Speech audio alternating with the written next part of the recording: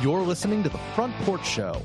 Some shows are niche shows, talking about specific topics. Others, shows about nothing. This show is the show about everything. On The Front Porch Show, we'll talk about current events, some news, a little bit of politics, along with a whole lot of life. Welcome to our Front Porch. 1-402-799-1811 is our message line number. www.thefrontporchshow.com. You are, well, wherever you are, whenever you're listening, you're live with myself, Aaron, and Tombstone. Jeff is busy at a softball tournament tonight. We had to record early this weekend due to busy schedules on all our parts. But Tombstone, your big thing is you've got a triathlon coming up again, don't you? I don't. You don't? This would have probably been a good thing to fill you in on. Oh, well, that makes it even better. I'm actually going to a funeral this weekend instead. Oh, wow. Wow. Sorry, didn't mean to take the wind out of your sails there. But it's cool. Well, so I'm not going to be racing. I'm sorry to hear that. I'm also sorry to hear that you're headed to a funeral this weekend. I will be racing again in 2 months. So that's good. I'll have a report soonish. Nice. Well, I'm sorry to hear that you're heading to a funeral. That totally, wow. So crash and burn. We have a lot of things to talk about today. We have news coming to you and smart remarks from all over the nation. Tombstone, I want to bring up our very own Greenville, well, my own Greenville, South Kakalaki. True that. I want to mention real quick. We spent a long segment talking about Trump and his horrible remarks about Baltimore last weekend. And wait, who says they're horrible? His quote unquote terrible remarks about. Oh, okay. I want to make sure we're on the same page here. Trump, look. As I said to Alyssa last week on the show, not that Trump has not been known to lie through his teeth, but I don't think there are any lies found about Baltimore. As I said to Alyssa last week, when is it wrong to call a spade a spade? West Baltimore is absolutely scary. I've only been there one time. I will never go back. I'm cool with it. I mean, I've been to worse places, but honestly, East St. Louis and Baltimore North, are like the top of my poopy list. North Chicago is incredibly scary. I've never been there. North. So if you head like 6 blocks north of downtown, 8 blocks north of downtown, and you take the main drag straight west, it is the scariest area I have ever been in my entire life. And of course, it's Illinois, so there's no means of protection. So, we're sitting there at stoplights, and I'm making sure that, that I have enough room in front of me to hit the gas and to move, right? In case someone comes up behind me and tries to rear end me and pin me in. And I got to tell you, man, I was super nervous about the whole thing. It was sketchy. What was your experience in Baltimore? Baltimore, I drove through there a couple times through West Baltimore trying to... when you're in college, you're kind of an idiot. And we've established this. Yes. That is a well-known fact that should transcend all of humanity. When you're a college student, you are an idiot. And I had this weird habit of wanting to jump off the highway and try to find my way around rush hour. And it was typically a bad idea. And I ended up jumping off the highway there in West Baltimore in order to keep going down 95, and I just got lost in a really seedy part of town. This was before, this would have been right before GPS, or before I had a GPS. So, keeps it real, keeps it fun. But anyways, Elijah Cummings, we talked about last week. Donald Trump called the area a rat-infested area, just terrible. And of course, the progressive media tried to spin that as he was calling all of the African Americans there rats. No, guys, that's a pretty significant leap in logic. That's huge. That's a huge leap. In the words of Donald Trump, that's huge. I was not impressed. No, neither was I. But anyways, we come back to West Baltimore, and it turns out that Elijah Cummings, the gentleman who Donald Trump was addressing in his tweet, his house was broken into on Saturday morning. But that was right before Trump made his comments, right?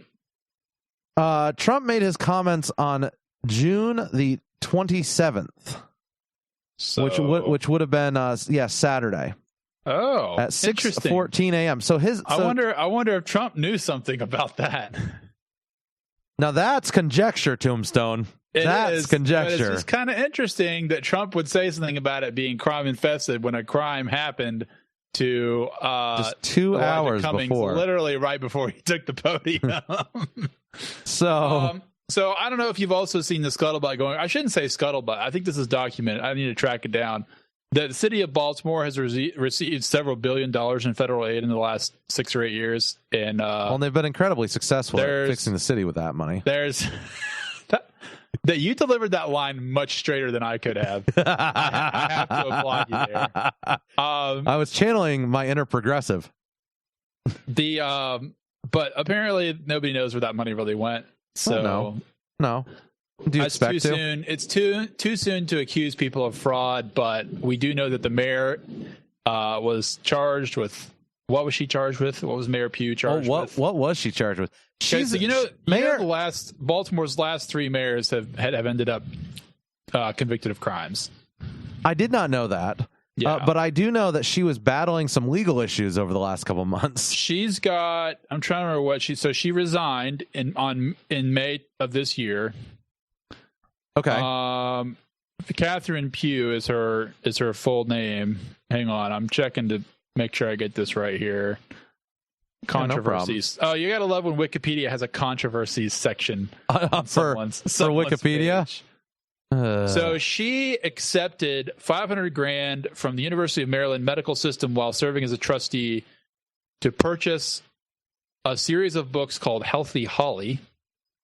Well, that sounds weird. To Baltimore school children. This was a no-bid payment, and it was controversial because the years of payments coincided with her tenure as head of a health committee in Maryland, in the Maryland State Senate, and as mayor of Baltimore.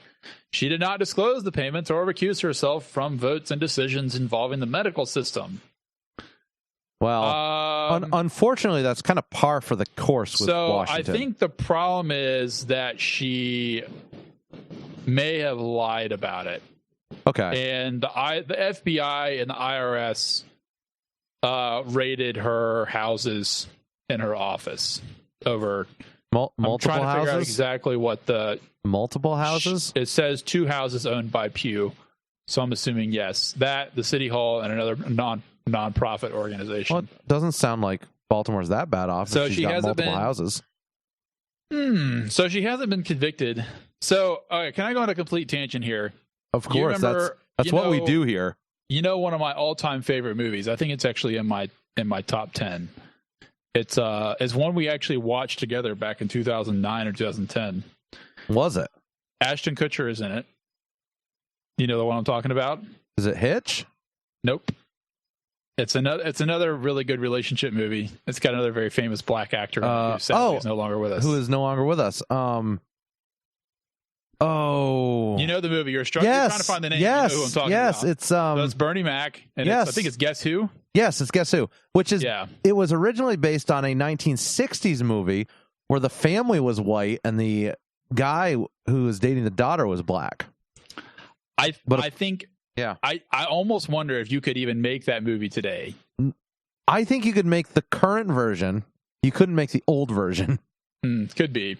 But that's just every time. It's a great movie. If you haven't seen it, definitely go see it. Pure conjecture, of course. It's and Bernie Mac is in it, and I'm still grieving that he died. Honestly. I am too. Did you ever watch? Totally random here. As listener Ben from New Jersey would say, stay on target. Sorry, Ben, it's not going to happen. Did you ever watch the Bernie Mac show? Only in passing when I was a kid. So Alyssa and I watched it on, I think it was Netflix a couple years back. Okay. And it was solid. I'm telling you, America.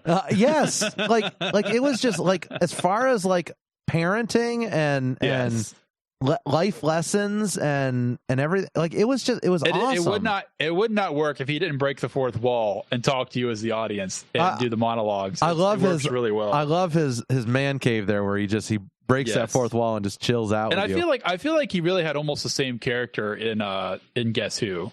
I think so. But yeah, I might be misremembering. I don't know. No, I think you're right. So he's a good. I'm dude. a big fan of Bernie Mac. Anyway, what does this have to do with Baltimore? On that happy note, but that movie takes place in Baltimore. Does it? I have no idea. I have no idea if they actually filmed it in Baltimore, but the whole premise is almost like Fresh Prince of Bel-Air. You have this prosperous black family living in Baltimore. How do you know this? I have no idea. That's amazing. I'm not even mad. Everything goes on a map in my head. Everything.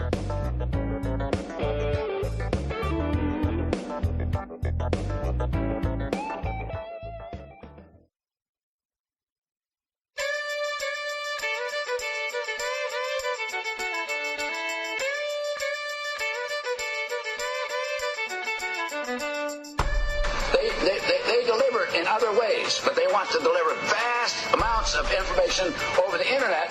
And again, the internet is not something that you just dump something on. It's not a big truck. It's a series of tubes. And if you don't understand, those tubes can be filled, and if they're filled, when you put your message in, it gets in line, it's going to be delayed by anyone that puts into that tube enormous amounts of material. She's shocked that I picked her. Like in a state of shock. I'm not thinking, Mr. That's President. okay. I know you're not thinking. You never do. I'm sorry? No, go ahead. Tombstone. The savageness of that always makes me do a double take. I know it does. I'm like, wow. Your face when I play that one is just, it's gold.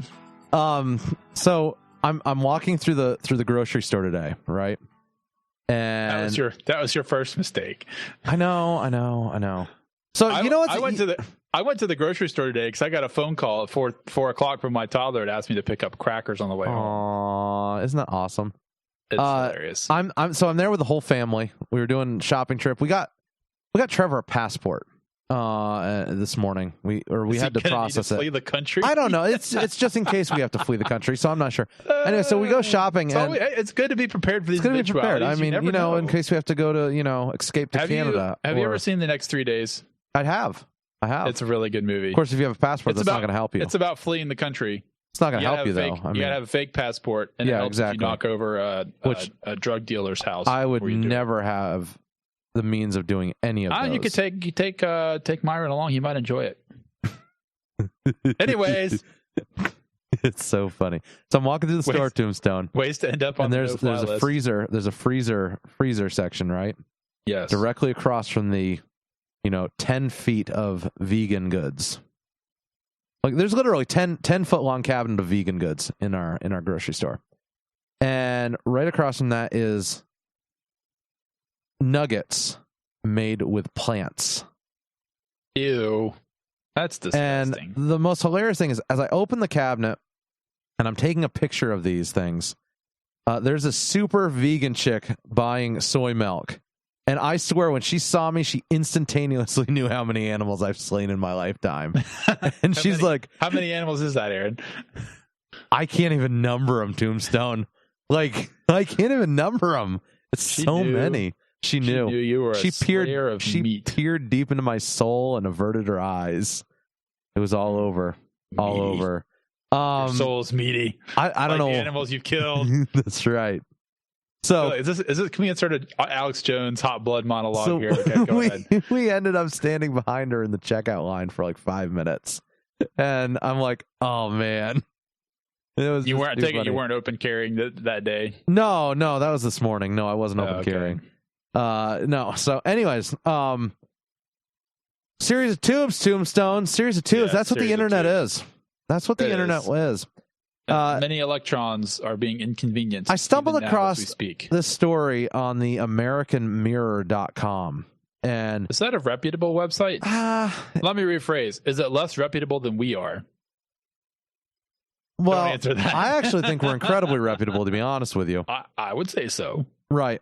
Not every news organization can meet our high standard for facts and snark. No, we fact check and sometimes we get it right. Okay. That's by the way, that's the title. That's the title of the episode, by the way. Sometimes we get it right. Sometimes we get it right. Okay. So there is a bill. Isn't this how it always starts? There's a bill. A bill has been introduced. It's our favorite thing. Who has introduced this piece of poo? I don't know, but it started in the Senate, which should make us wonder what's going on. The Senate Judiciary Committee, they approved this.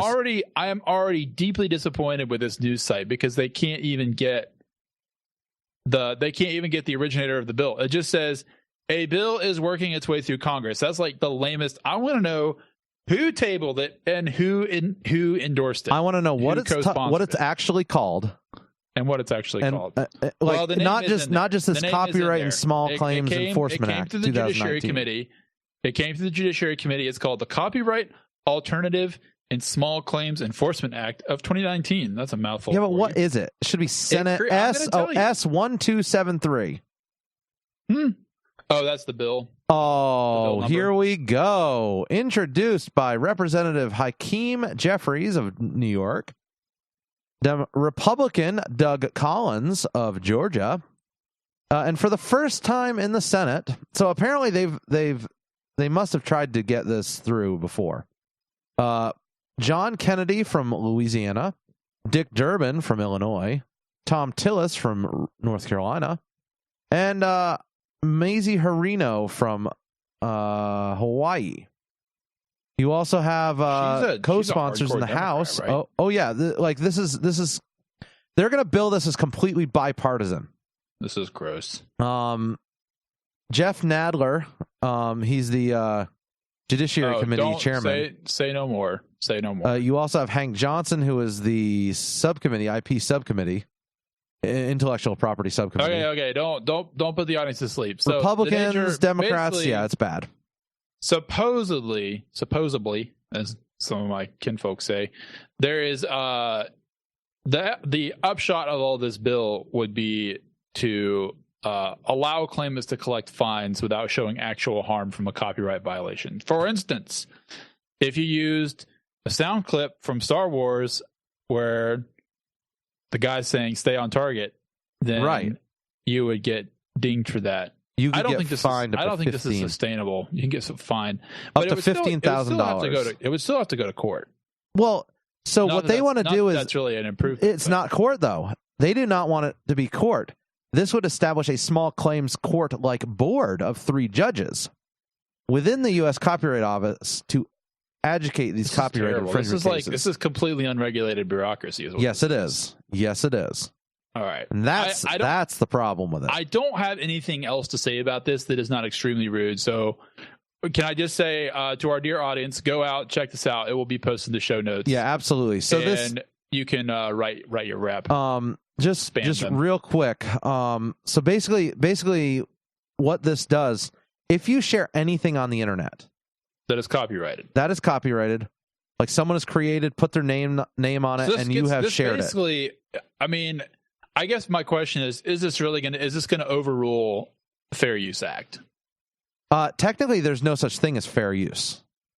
So that's a common misconception. Am I confused? No. First time. No, so everyone says fair use, right? Technically, fair use is extremely limited, and there's technically no such thing as fair use as most people understand it. Is the problem? Most of it is like people say, "Oh, you can use 30 seconds of a song. That's fair use." Well, you can't. That doesn't exist. That clause doesn't exist. Basically, so what we do on the show here, in order to fall into that fair use, we have to kind of cite the story. We can't quote directly from the articles. Well, we can. We just have to cite. We can as long as we cite it. Just like doing a newspaper article or anything else. We don't plagiarize. No, absolutely. And so credit where credit is due. Most of our content is fresh with us, but when we cite a news story or an article, we're just sharing it with you guys. And so my question is this gonna? I mean, the enforcement wing of this is not actually going to be it's not actually going to be this 3-judge panel. It's going to be the social media or the social media platforms, because they're the ones that are going to get dinged if they allow it. Because they're going to be the ones, Facebook and Twitter, they're going to be the ones saying, no, you can't do this. Because they don't want to be liable. So goodbye memes. Goodbye memes. Okay, I've had enough internet for today. What's next? Enough internet for today. Yes. Oh, Tombstone. There's never enough internet. Tell me about this. Tell me about this story. Another internet story. Twitter here. No. When President Trump likes a tweet, he has a staffer print them. Then he signs it. Then he sends a paper copy of the tweet to the person who sent it. Literally the greatest thing of all time. So this comes from New York Magazine, which I'm not sure if they printed this story to try and make the president look bad or senile, if they were trying to make him look awesome. It makes him sound incredibly cool. It sounds incredibly awesome. So according to, actually, now that I follow the link, it takes me to it. Oh, it's the Intelligencer, which is I guess a subheading of the New York Magazine. I don't know. New York Mag. I don't understand these things. Anyways, you sound old, Tombstone. I feel old. Apparently, Donald Trump, being a boomer, word, he reads things that are printed out by his staff off the internet. I love the fact that he prints out the Drudge Report. I have this. He prints out the Drudge Report. I have this fantastic mental picture of President Trump two-fisting with a copy of the Drudge Report and all the linked articles in one hand and a Diet Coke in the other hand, and he's just going to town. You could crunch through a significant amount of newsage that way. I think you're right. I think that's the only way. I may try that. I might have Carissa print off the Drudge Report in the morning, and I just read it with a Diet Coke before I go to work. See if my daily productivity improves. Anyways, so the great thing about this is if he wants to like a tweet, I guess he likes it with his phone, his hopefully highly encrypted, secure phone. He has a Twitter, grab it, print it out, sign it, and track down and mail it to the person who tweeted it. That's slightly invasive, but incredibly awesome. My guess is they probably send the person a message and they say, hey, we'd like to send you a copy of this tweet. The president liked it. So I think it's awesome. I want to have one of my tweets liked by the president. Me too. President Trump, if you're listening, I would frame that bad boy. President Trump, if you're listening, please like a post from the Front Porch Show. That'd be awesome. Let's see. Oh, hotelier Gatz. I don't know who Gatz is, but yeah, Gatz had a tweet. He had it printed out by a staffer, requested to be signed and sent to Gatz's congressional office, where the now famed tweet hangs. So weird. This is the proverbial Trump gift basket waiting for you in your suite or sent to you. That's so weird. Okay. So weird. Okay, let's talk about one more internet thing. Yeah. According to The Guardian, you have an iPhone, right? No. Are you in Pixel Land? You're in Pixel Land. Of course I am. Have you ever had an iPhone? I had an iPhone back in 2009. I had an iPod. Okay. I had an iPod, and I still have it somewhere. Okay. Anyway, so The Guardian has an excellent article about how Siri works, kind of. So apparently what Siri or what the Apple operating system does on your phone, it grabs random samplings of Siri recordings. So, but a lot of these include accidental recordings. So very, very similar to Amazon's Alexa. Yes, very similar. And they are anonymized. They're scrubbed of any personally identifying information, hopefully. And then they're sent to a contractor that's probably out of the country. I think it is. I think they actually talk about that in the article. It's like in India or the Philippines or Malaysia or somewhere. And basically these folks look at the recordings. They say, was it supposed to be recording? Was it an accidental activation? And how good a job did the program actually do at analyzing what's actually being said? So here's the problem. I say problem. I don't know if there's an actual legal problem here or an actual privacy problem, but people will probably be surprised by this fact. Right. So a lot of the serial recordings that are making their way to these contractors are accidental recordings. So it's recorded things like conversations between people and their doctor, drug deals, intimate situations, you can infer, and things like that. So I'm going to start turning my phone off at night. I guess my point here is to say, like, I'm not really surprised by this per se, but I think a lot of people probably don't appreciate the level of, I don't want to say privacy invasion. But, so here's my question. People may just not know what they're agreeing to in the terms, I guess. Here's my question. I know we've talked about this on the show in depth before. I think I would probably turn my phone off. Like just saying. I'm okay with giving them information when I know I'm saying the wake word. Right. I'm okay with that. And incidental, right. I'm okay with that as well. But the thing is it's because I'm in a private agreement with a corporation. Right. I signed that agreement. I clicked OK. So I'm okay with it. I have nothing to hide. But at the same time, I still want my privacy.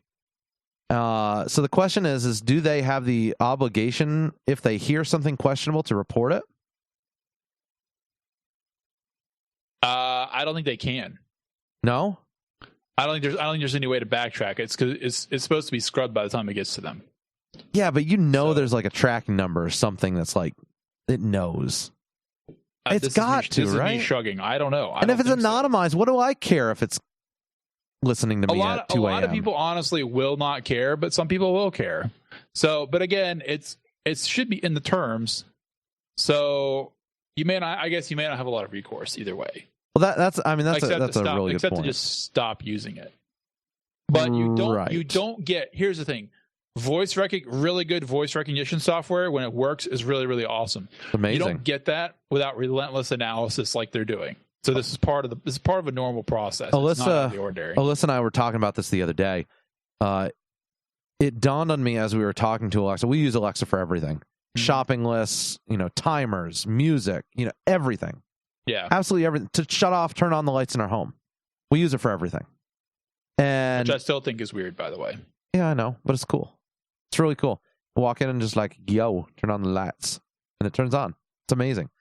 And so we as long as the power's on. I was listening. If the power's not on, you're not gonna have lights anyways. We lost power like 4 times in the last week. Super weird. Is it reliant on the internet to do that? Yes, to do that it is. But I have switches, so it's fine. I have switches that are independent of the interwebs, so I can turn off all that if I wanted to. I read a hilarious post on Reddit this week where a guy stayed in his brother's loft in New York that was completely wired with smart bulbs. Oh yeah. There was a power outage and they weren't working. Yep. So thinking they were regular bulbs that got fried, he threw them all out. Threw out like $300 worth of bulbs. No, yeah, that's bad. No bueno. No bueno. But guess what? If he's living in a loft in New York, he can afford it. He can probably afford it. So yeah, we've noticed that Alexa is doing a lot better job recording now. Probably there's a contractor in India listening to your listening to 30 or 40 minutes of your conversations every single week. More than likely. And that contractor, they're getting paid your $80 in Prime money every year, and their job is to make sure that your voice recognition in particular is as awesome as it can be. Tombstone, when I can order to my house and have it show up in a day and a half or 2 days, I don't care. $80, take my money. You're a victim of late stage capitalism. I am. I'm a capitalist and I love it.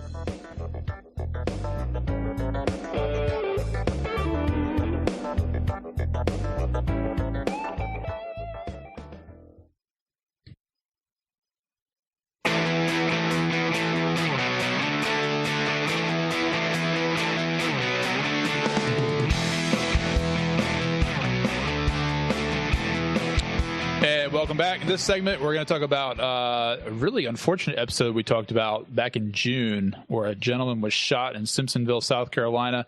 I know at least some of y'all, probably a lot of y'all, have either lived in Greenville or live in Greenville or you have family here. So we at the Front Porch Show, because we kind of have that interest, that connection, we pay special attention to what goes on in city and county of Greenville. And you may remember Aaron and I talked about this. I don't think Jeff was with us. We hashed this out in depth and actually ended up finding who the guy was. Located the address and located the name of the homeowner and all this stuff. And we sat on what little we had. We didn't have a lot. Or we just kind of wait to see what comes out. So the county has released a full body cam video of the incident, along with audio of the 911 call that originated the deputy going to the house.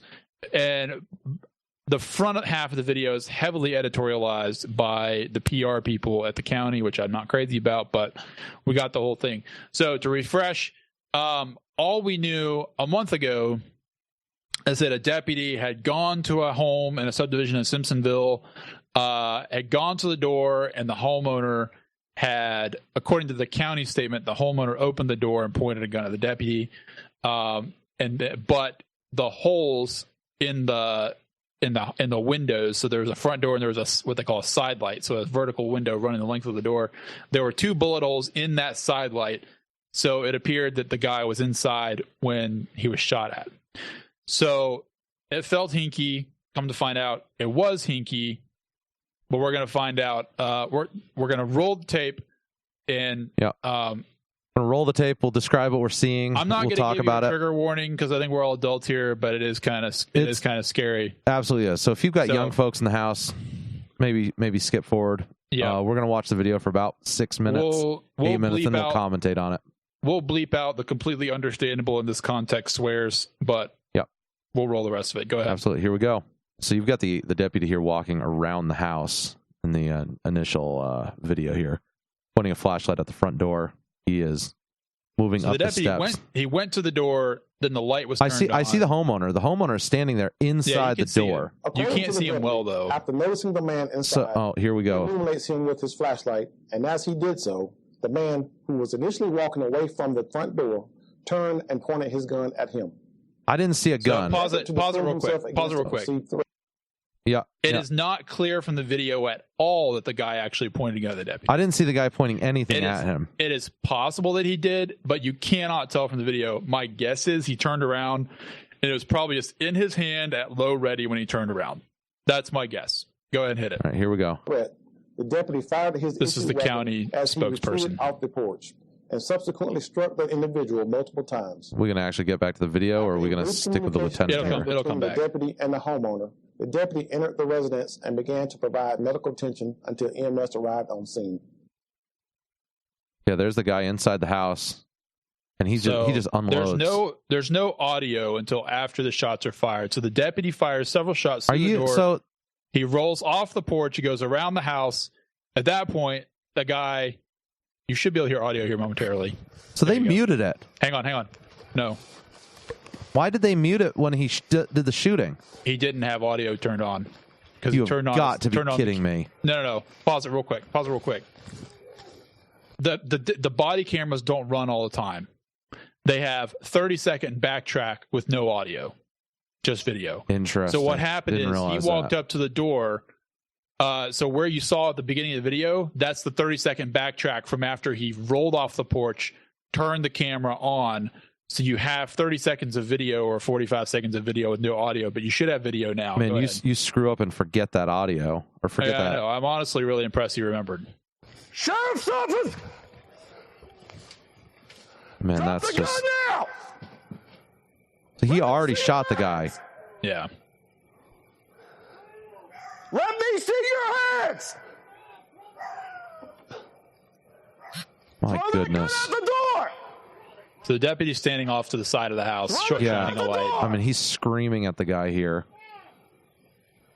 Lots of adrenaline going. I mean, good grief. Yeah, throw the gun out the door. Let me see your hands. Yeah, you pointed a gun at me. Who are you? The sheriff's office. What are you here for? Because we got an alarm call.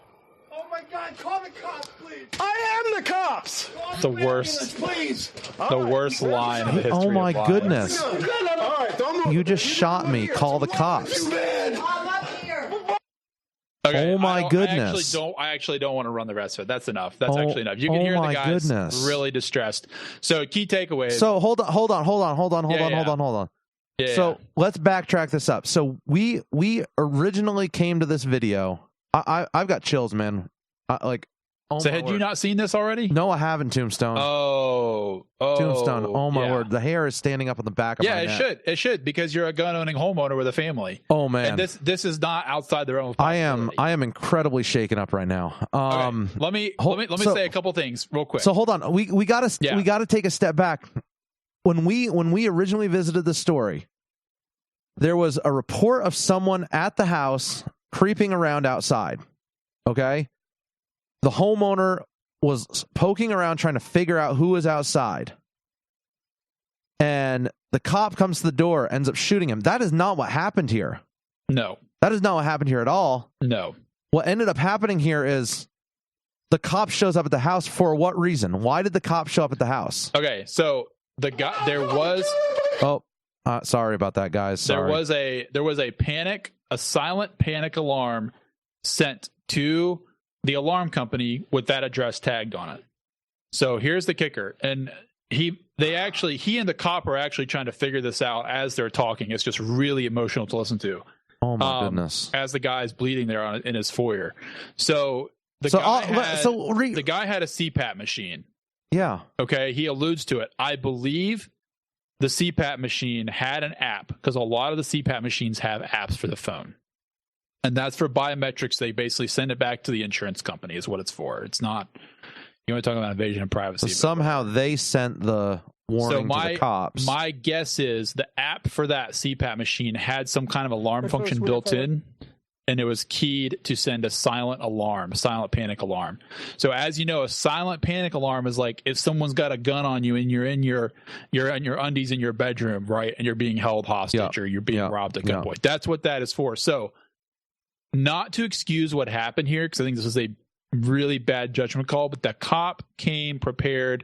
He knew that the alarm company had tried to call. Yeah, but so here's my issue. It was a silent medical panic alarm. But that's not what the alarm company had it keyed in as.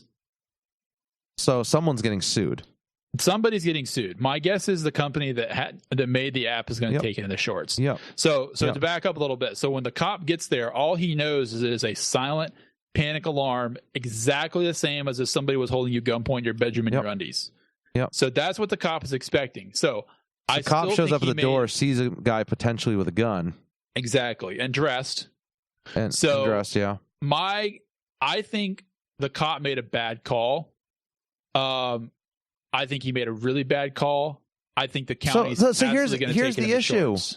Yeah. The guy sees someone poking around his house with a flashlight and a gun in his yard. One thing I have not been able to ascertain, and this might be in the police report if I can figure out how to get a copy of it, I have to hunt for that.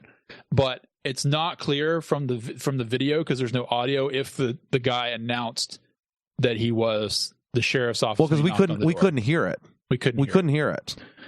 So he could have, he might not have, but if he didn't, then it's really bad. If he did, it's still bad. Maybe not quite as bad. I don't know if it makes that big of a difference really either way. Oh man, the guy is lucky to be alive. I cannot tell you all. I've got the video. I am. I mean, I'm looking at the picture of the video here, and the guy's got the back of the guy's shirt's blown out. The back of the guy's shirt is blown open. It looks really ugly. I mean, he took 3 hard shots right to the chest cavity. So I'm really glad Mr. Trench is alive. I hope that he gets a lot of money from the county, and from the company that, if they messed up the alarm, the company that originated the alarm. Let's talk through this, Tombstone. Yeah. Let's talk through this because I'm still really shaken up about this. I live out in the country. I don't have an alarm system. Mm-hmm. Someone comes poking around my house at night. Yeah. I'm going to be armed.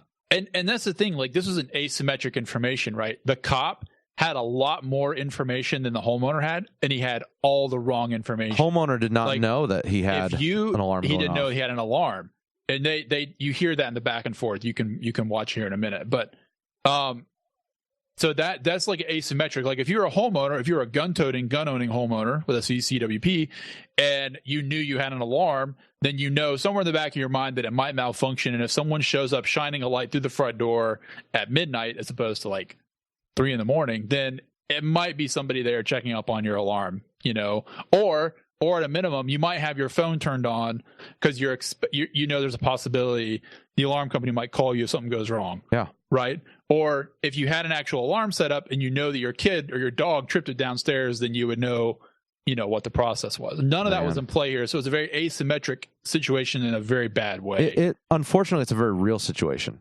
Like it's so like everyone likes to think of these shooting scenarios as cut and dry, beautiful, clean situations. And none of them are, especially when they involve the innocent lives. I will tell you, as bad as this is, it still is an extremely strange situation. Like it's a complete fluke. Well, that's I guess where I'm going with that as well. That's good, I guess. I mean, anytime guns show up, it's always you got to be careful. Well, without a doubt. I mean, I did consult a police officer on this video this week, and he said he thought it was a bad shoot. The guy should have got out of the line of fire before. Got out of the line of fire and figure out what's going on before he starts firing. Right. See, here's the thing. Like, it's Greenville, South Carolina, Simpsonville at that. Right. 80% of the houses have firearms. Probably a lot more than don't. Absolutely. And same out west here in Nebraska. I mean, everyone is going to have a firearm, as long as they're legally allowed to.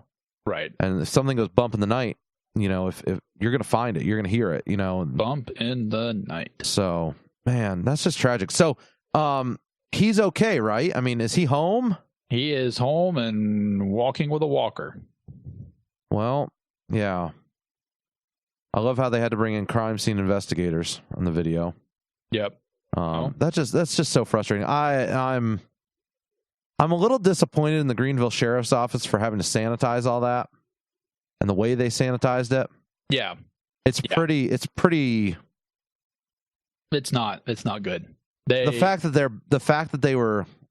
they gave a 10-minute video on 3 minutes of footage. Yeah, you can go watch it, guys. We're gonna post this to the show notes. In my opinion, they worked way too hard to contextualize the video, but that's their prerogative, I guess. Yeah, cop's gonna cop. Now, look, we on the Front Porch Show have no issues, obviously, with cops, but no issues when they're. Listen to what I'm saying, Tombstone. We don't have issues with law enforcement, except when bad things do happen, and then we'll call you out. Yeah. But that goes the same for anyone. As long as you're leaving everyone alone, we don't care what you do. But if you're being a jerk about it, we're gonna call you out. Man. So hats off to Trench. I'm glad he's still alive. Dick Trench. Yep.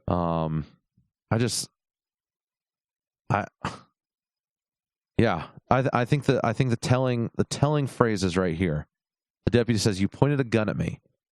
Homeowner, who are you? The sheriff's office. What are you here for? Because we got an alarm call. Oh my goodness, call the cops, please. I am the cops. Call the ambulance, please. That's like gut drops out right there. That's like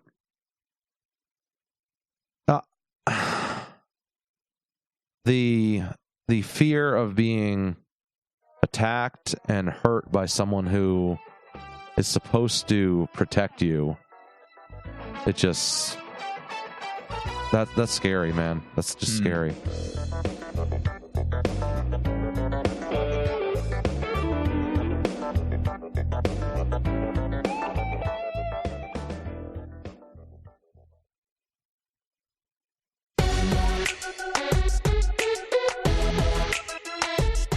Oh, well, it's really quite funny. I was in bed sleeping at 2 o'clock this morning. My wife comes in and says, "Oh, the shop's been, someone ran into the shop." And I said, "Oh, what?"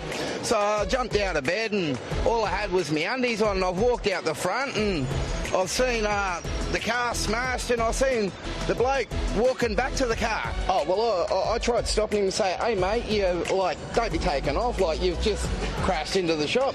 Oh, he goes, oh, mate, I fell asleep behind the wheel. And I'm like, yeah, righto, mate. Well, you still don't be fleeing the scene. And he goes, don't be a hero, mate.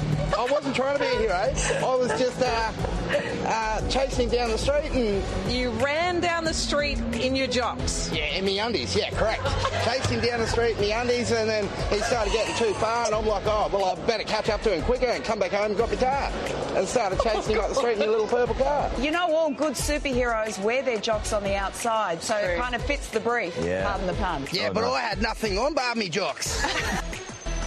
So, speaking of wearing your jocks, do you remember the meme, Tombstone? Which you're gonna have to be way more specific. The meme that's like those crazy white people ... and their what about it? And their vacations. Yes. Anyways, I'm just adding vacations in there. Oh, okay. Yeah. So sorry. Speaking of jocks, memes are better to be seen. Would you agree that when you're on vacation, the fewer clothes you wear, the better? Within reason, yes. Within reason, yes. You're not going to catch me at a nudie camp, that's for sure.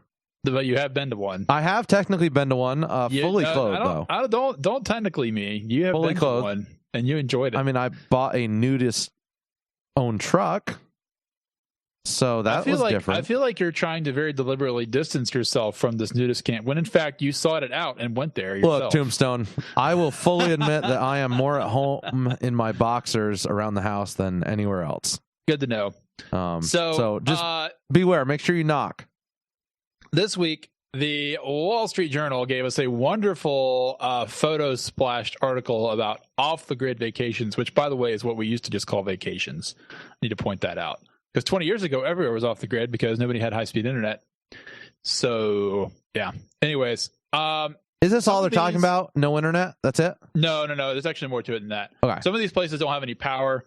And some of them are quite remote, as in you have to walk there for some time, or they're really hard to get to.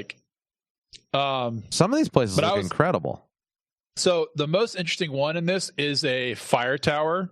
I almost said condo. It's not a condo, but fire tower Airbnb thing. You have to drive way out in the boonies too, and there's no cell reception and probably fairly limited water and stuff like that. So where is it? It's in Montana. My money. So some of these are fairly expensive and some of them are not. Like one of these is a place in Alaska. It's $3,150. That's $3,150. Whoa! Per person per night. You have to go there by helicopter. Whoa! So that's like way. Okay. Way are they out of the paying norm. for the helicopter though? I have no idea. If they're paying for the helicopter, that might be one thing. But I mean, you won't catch me paying that. They mention a place in the west of England where you live on. I'm not going to try and pronounce it. It's a Welsh word, but it's like a little hideout thing up on a stand with a little covering. It's like a little plywood tent almost. A kudva? A kudva. That actually looks like fun to me. Maybe not with the kids. Maybe with my wife. I don't know if the kids would. Yeah, no kids. But it depends. No it kids. Depends on how much time you're spending out of doors and how good the weather is. Like if the weather's good, that doesn't really matter. I mean, if the weather's cruddy, that could actually potentially stink. Yeah, you sit inside, read a book. Yeah. So I wanted to springboard off this and ask you, like, what is your ideal off the grid vacation? And now the cruise ship does not count. So yeah, I mean, you know my cruise proclivities. We actually just scheduled one the other day, so I'm quite tickled with that. Is it or is it the usual stop offs? No. You going in Europe? No, we are not. We are leaving from Los Angeles and going to the Mexican Riviera. It is whale watching season down in Mexico, so we are headed down 7 days out of this winter out of Los Angeles down to Cabo and all the surrounding areas down there. Very nice. Obviously, you can't call it off the grid because there's power and everything. But even though you're on a boat, we do try to stay off the internet as much as possible when we're on the boat because we just want to unplug. because literally our entire lives are dedicated to the internet. If it weren't for the internet, we would not survive. We wouldn't make any money. I'd be in trouble, couldn't feed my family. Be terrible. We did have this awesome place out west that we visited. Probably, I think it was two falls ago, because it was when Trevor was just born, and it was this little cabin. There wasn't much heat. Two bedrooms, maybe. No, it was one bedroom with a pull-out couch in the kitchen, and no internet, or hardly any internet, I should say. And we just chilled there for 2 days. Hiked around the ranch. There was a pond with fish in it, but obviously they weren't biting because it was cold. They had a grill outside to cook on. It was great. We had a blast. We thoroughly enjoyed ourselves. So, in the middle of nowhere. Right at this moment, I only have one off the grid vacation that I really want to do. I would like to go to the Rockies sometime and do, do a backpacking trip. But I've been contemplating lately doing a sailboat trip. That would be a blast. Like going down to the Bahamas or something like that. I mean, I think it'd be a lot of fun. Put your sailboat down in Charleston Harbor, sail out down to the Bahamas. Be fun trip. It'd be a lot of fun. I watched a video this week about a guy who sailed from the Canaries to St. Martin. Oh yeah, his dad. People do it all the time. They didn't take a sat phone. All they had was a GPS and a VHF radio. Interesting, yeah. Which VHF does not get you anywhere. It's like, So so nowadays most people use high frequency radios as they're coming across there. Right. And with HF and a decent antenna, you can go a really long way. Well, if you got a little bit so there's a guy in Canada who sits there and actually gives weather reports. Yeah. To folks out in boats. Right. So if you sign up for his services, obviously he charges for them, but he designs like your specific weather, forecast for your area, suggests what way you go based on storms. Because I mean, whether or not we like it or not, there's storms out in the Pacific all the time. So this guy, he didn't end up in any bad weather. He actually had really good weather, except he was becalmed. He was in the doldrums there for like a week straight. Yeah, they moved like 2 miles in 3 days. Like, so they weren't using any power on board. No. I mean, they only had I think he said they had 50 liters of fuel. So good grief! How big of a boat was he using? It was like a 24-foot boat. Oh my goodness! Yeah, maybe a little bit bigger, but that's about how big. So they were just having a grand old time. Like, they were in a hurry. No. So it took them, I think, 28 days to go from the Canaries to St. Martin.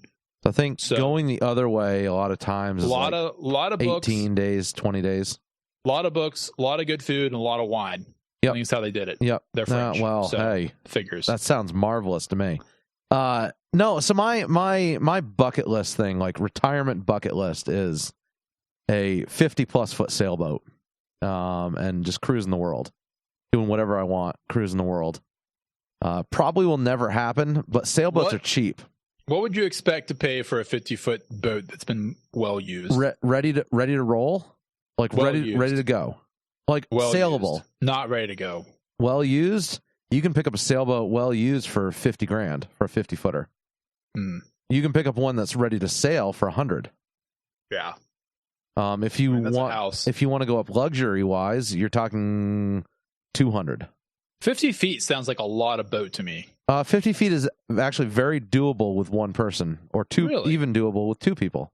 A lot of boats are specifically designed for one person, and that's very intentional. I mean, I think not this year, but next year, I'm gonna pick up a sunfish to use at the lake out here. Yeah, why not?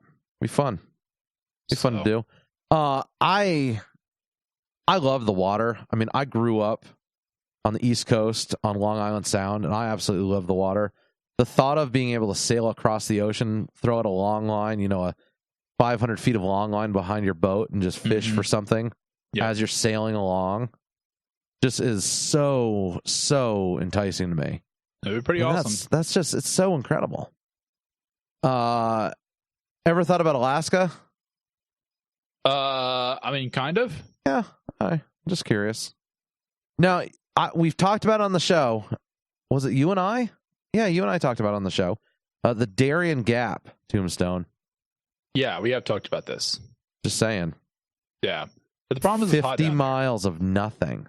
there. Really hot down there. 50 miles of nothing but you, the jungle, poisonous snakes.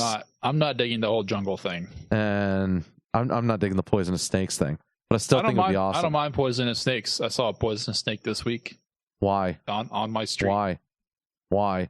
Why don't I mind them? Why didn't you napalm it? They're part of God's creation. It was actually already dead, to be fair. Oh, okay. Well, then that's a good snake. So I didn't dead because it the anymore. only good snake is a dead snake. It's not true. It is true. No. We're gonna have to agree to disagree on this item. So I think later on this fall, and I don't know if it'll happen or not because hunting season is coming up very, very rapidly. We've talked about. Reminds me, we need to get Zach on. I know we do. Which, by the way, Zach sent me a Snapchat of a snapping turtle the other day. Oh yeah. I want to eat snapping turtle. I would imagine if it would taste tasty. I keep wanting to find one, and every time I see one, I'm working, and I really don't feel like throwing it in the trunk of my car because I'm not sure if it'll keep. Probably not. So I'm always like nervous about throwing it in the trunk. So I told him next time he runs across one, let me know, bring it to me. I want to eat him because I want one. Nebraska, I think we can get 5 a day or something. So I just, weird things. Where did we? What? Oh, anyways, so hunting. I want to go out camping and hunt from a camp. Okay. Out in western Nebraska. I don't know if it'll happen this year, but maybe next year. I was hoping for September 1st, but we've got some folks coming out, so we've got some folks coming to visit September 1st. So, obviously we don't always get what we want. So no. Sometimes you get what you need. There you go. Kind of like Trump. Where did that even come from? You don't always get what you want, but you get what you need. I guess. Wasn't that his campaign song for a while? It was. Yeah. Dredging up history I forgot here. about that. Yeah, man.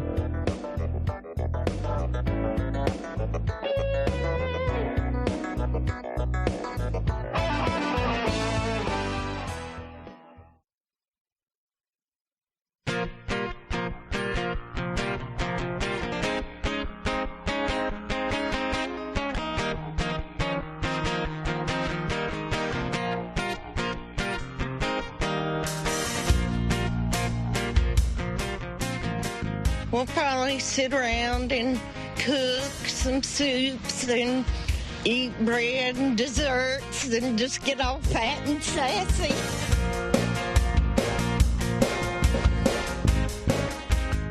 We eat ribs and whatnot and listen to salsa music. You see where I'm coming from? Free ponies for all Americans, one of the overlooked issues in America today.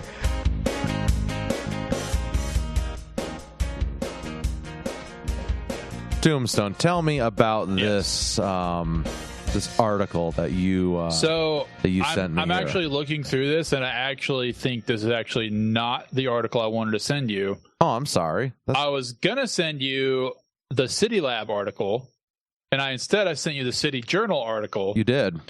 The City Journal article is more of kind of a reminisce anecdotal thing, but the City Lab article therein linked has a lot of very, very interesting data. So what should we be looking at here? The upshot of all this here, I'll send it to you. I apologize. Beautiful. Ta-da! Interesting. Here we go. So the title of the article is from City Lab. It says fewer Americans won't move even for a higher salary. Yes. So why is that? The thing what's driving this article is there was apparently some demographic data that's come out. I don't know if it's census driven or what it is. Which, by the way, we need to talk about the 2020 census. Absolutely. They're paying $16 an hour for census workers in Greenville County, and I'm thinking about doing it because I'm poor. Yeah, sweet Uncle Sugar. I'd think about doing it, but I honestly just don't have time. You literally kills don't have me. time. I don't have time. Kills me. So fewer people are internally migrating in the United States. It's the smallest number of people since 1946. Interesting.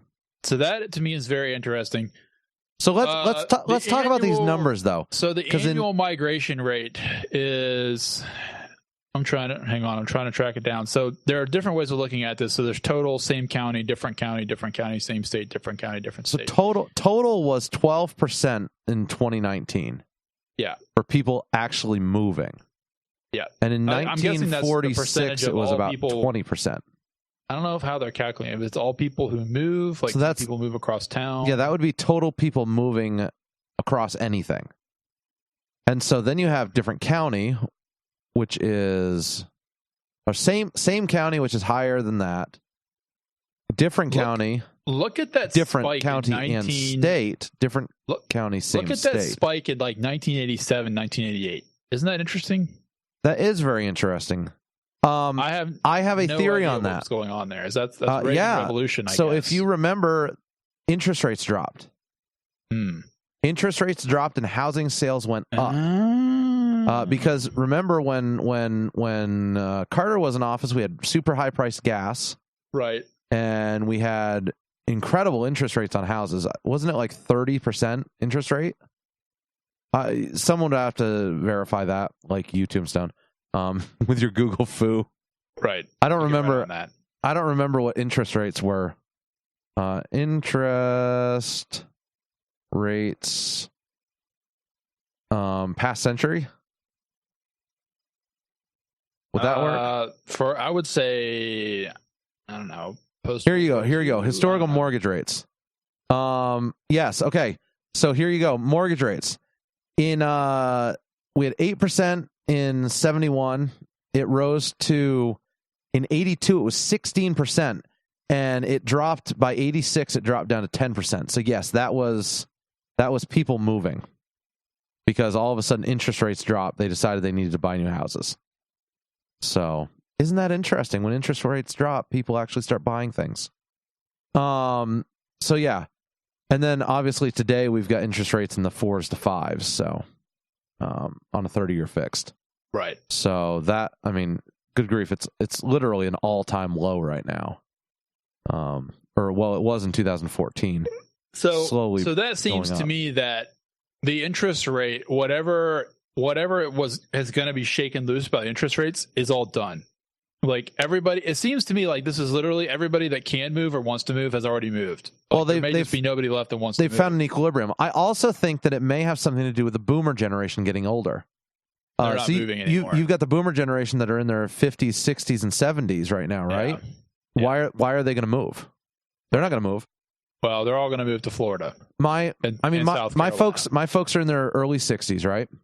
South Carolina's full. We're closed. South Carolina's closed for business. Closed. Yeah, totally. We're 100%. full. We're full. Go home. Florida. My folks bought a house in Florida. But go home. My folks bought a house in Florida. Florida's fine. And they're not planning on moving anytime soon. Florida's fine. I see people from Florida all the time up here, and they drive terribly. They don't know how to drive. They do typically. No. They typically drive terribly.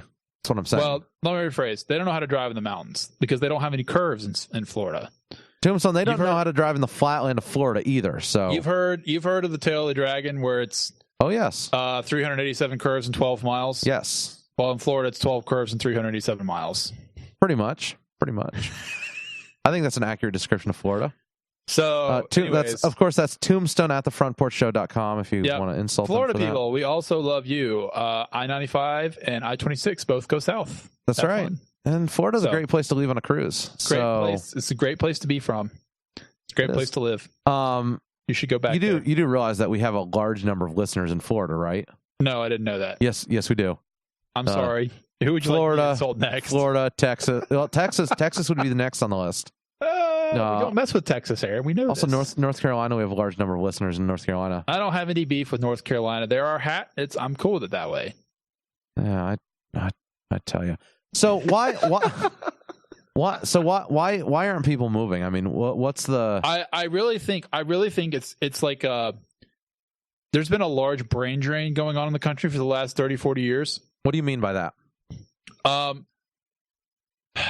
As the global economy has shifted and manufacturing has wound down and local infrastructure, when I say infrastructure, I mean like industrial infrastructure, like smaller businesses consolidated, manufacturing is consolidated.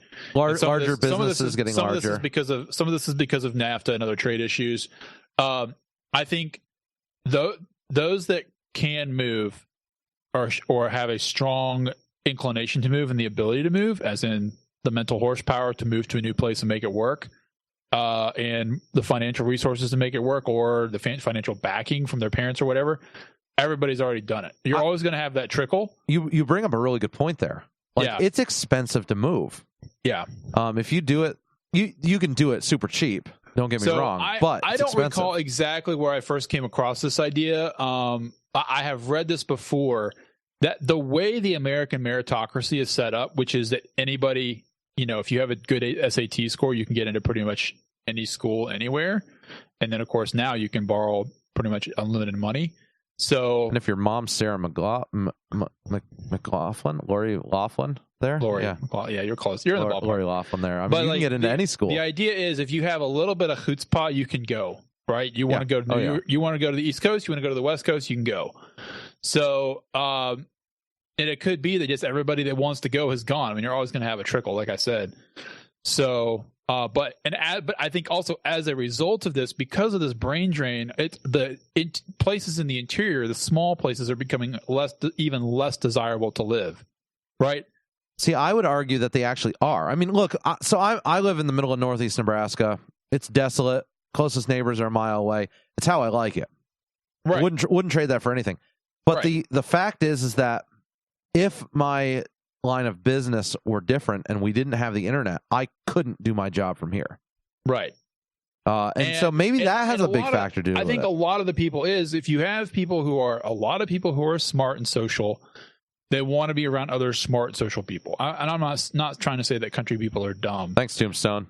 I'm not. I'm really not. I'm not country, but I come from country people. Like, it is what it is. But some people grow up in the country and they can't stand country people. I'm sure you met them. Oh yeah, right? Absolutely. I mean, you get these kids that grow up and all their friends are online. They decide, or they come to the conclusion they can't stand their hometown, so they leave as soon as they can. It happens all the time. They leave and go to California.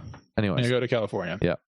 So, no, I don't disagree with you, but I think there's a different dynamic, though. I mean, I love the idea of community. I mean, I love community. We have get-togethers at our house all the time. We absolutely love it. So I don't necessarily think that.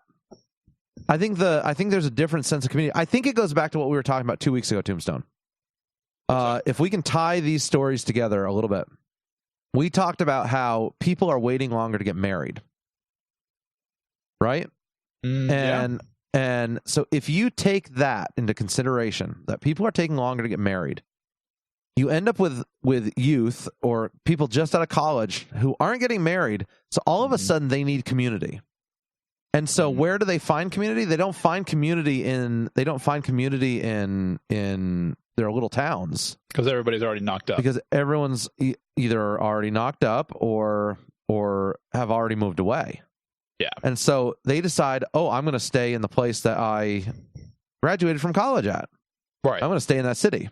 Right. Or I'm going to move to where it's happening. I'm going to move to the big city where, something's happening or something like that.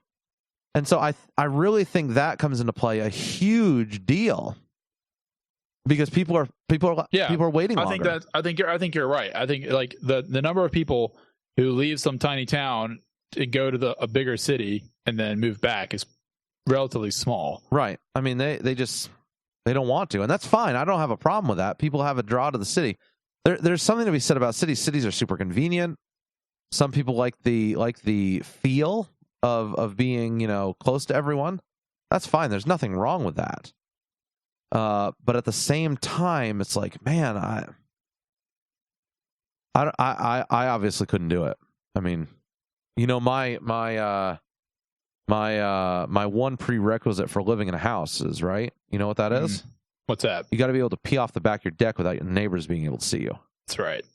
So if you can't do that, you're living too close to your neighbors, which I can see the lights at your neighbor's house right now, Tombstone. Just want to let you know.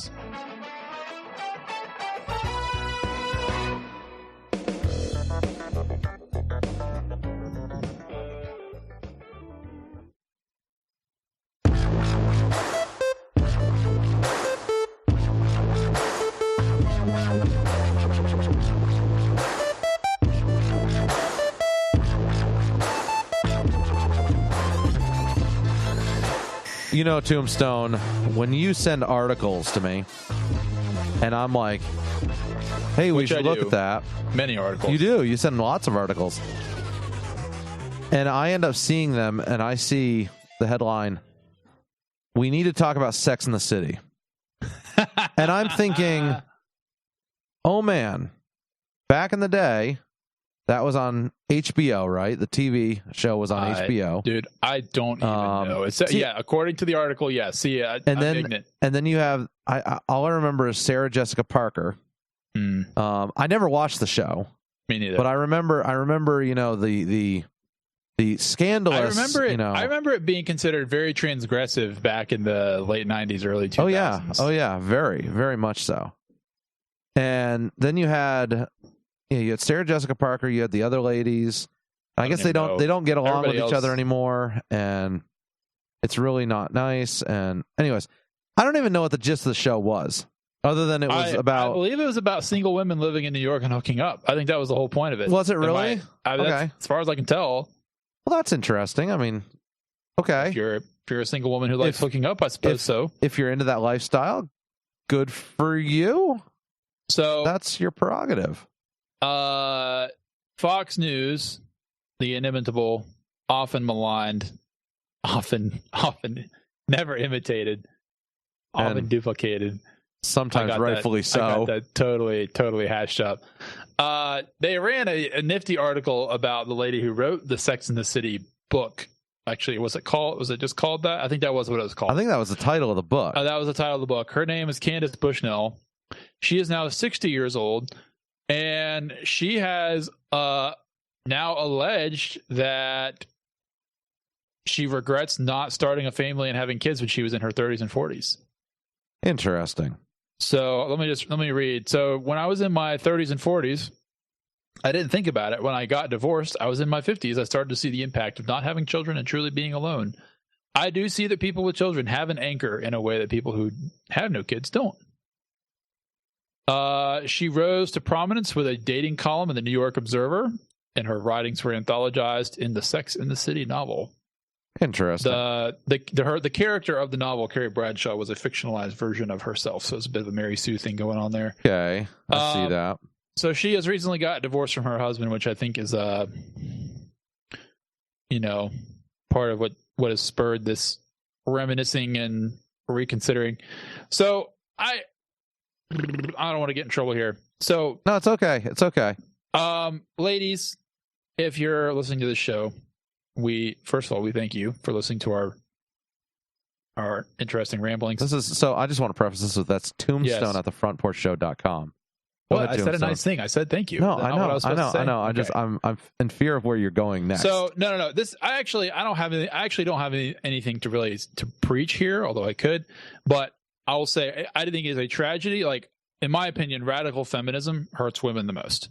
I think, like, when you flip things around and look at them. Yeah. So the idea, and I don't even know if I can necessarily ascribe this to just feminism. There are other cultural factors in play, but the package that was sold to women in the 90s, 80s, 90s, and 2000s, and probably still, I would say, is you can wait to start a family, and you really need to get your career in gear before you get married, settle down, and have kids.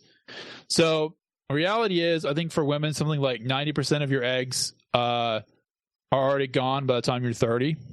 So if you want to have kids, it's much better to have kids early and do your career later, which a lot of people do. I know a lot of women that have had several babies and gone on to have pretty awesome careers. in very demanding fields. So it's a thing you can do. You just gotta kind of decide what you want to do. But it hurts women a lot more than it hurts men, because as far as men are concerned, if you're a single man and all you want to do is hook up, then there's a bunch of available 20 and 30 something women who are really interested in their careers and not interested in settling down, that you have at your disposal available to you, and they're not asking for any kind of commitment.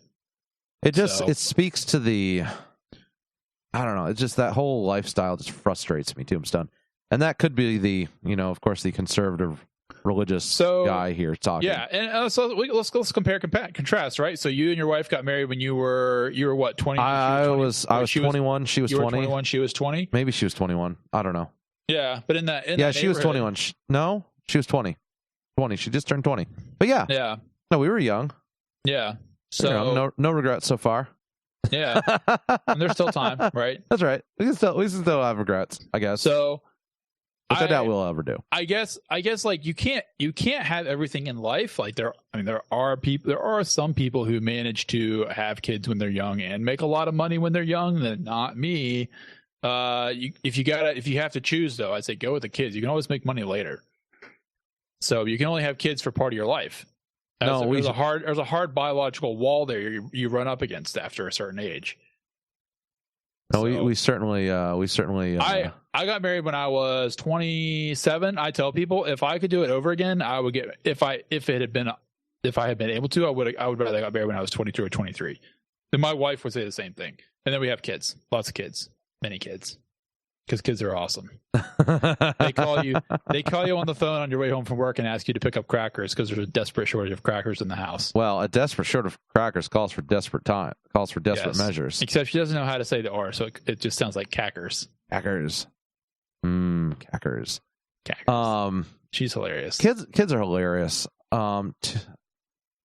Trevor, and I would never lie to you and tell you that having kids is easy, or no, it's not. It is fun. Probably not as fun as I got to be careful. Probably not as fun as not having kids and traveling the world, like in raw fun factor. But it is pretty fun. Like it's not fun. Yeah, I mean they're a blessing. They are a blessing. They're a blessing from God. Aaron's like, my quiver's full. I'm ready to stop. Please, Lord. Last night was a rough night. Now, part of it may have been my fault. Trevor dropped something on his foot last night. Ow. Trevor was all alone. Well, I shouldn't say that. I was in the basement working with Trevor and Myron. 4 years old, 1.5 years old. We've raised them both very independently. 1.5, he's got the rule of the basement. He can do whatever he wants. We don't keep any poison sitting around. We keep it very, very safe. But when a floor jack is sitting there, and not a floor jack. A floor jack is sitting there, and not just a floor jack, a jack stand, I should say. The jack stands that separate, and the big metal piece comes out the top. The big cast iron piece. Yeah. Trevor decided to bring that to me. Oops. Let's just say I heard 2 times when it hit the floor. Once it was quite a bit softer because his foot was in the way. Oh. And then the second was when it clanged on the floor. Oh no. The third noise was him screaming bloody murder. I'm sure.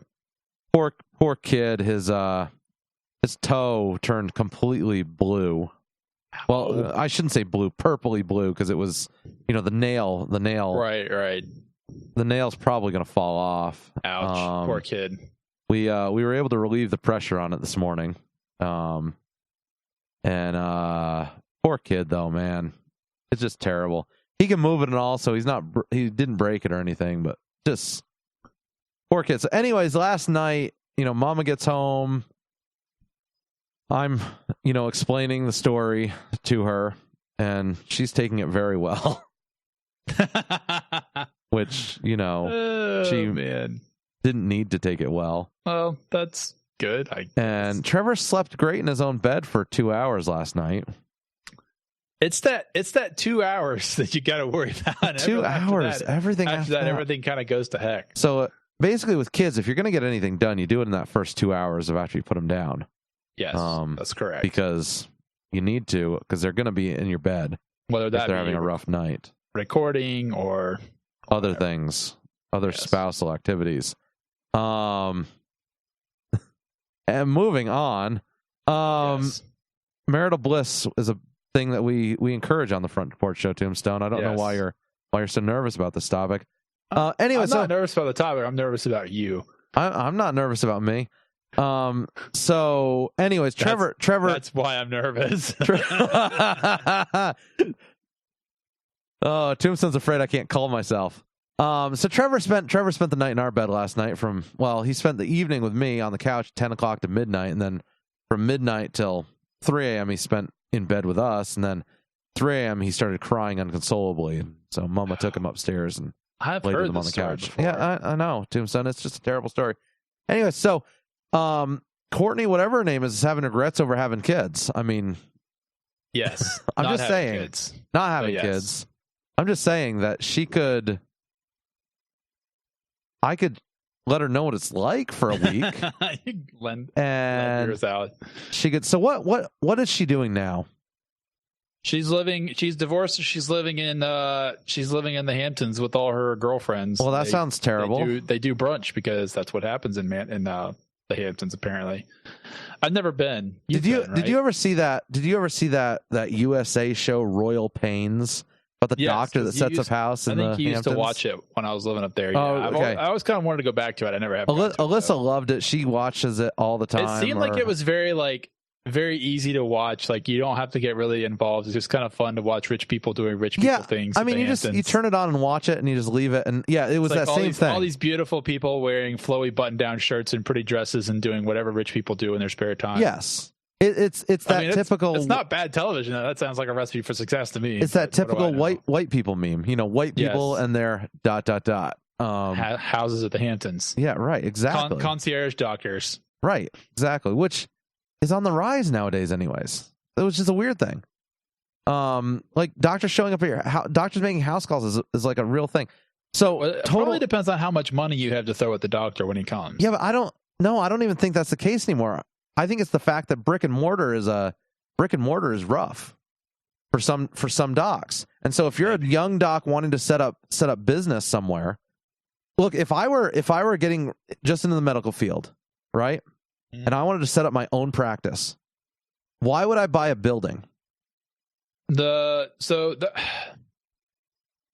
hang up is you need I don't think you can do 100% house calls. I think you need an exam room. I think you need an exam room. You need some equipment. I mean, you can take a lot of stuff with you. You need somebody to do billing. That billing thing is an issue, isn't it? All right. But you could, I mean, if you have a way to keep track of everything on the road, you can have someone sitting at home doing billing. But I mean, see, here's the thing. I'm not a doctor, so this doesn't even need to come up in our business. No. Now I can tell you that direct primary care is on the rise, which is the next best thing. What is that? Direct primary care is where you contract with a doctor's office monthly for whatever you need. Right. So I've seen that. Them basically a flat fee for primary care, family doctor type thing. And you cut the insurance completely out. Just like that. I like it. So, I think that there's a direct primary care office in Greenville, and I want to say they charge like $150 a month. Interesting. Maybe a little bit more for a family.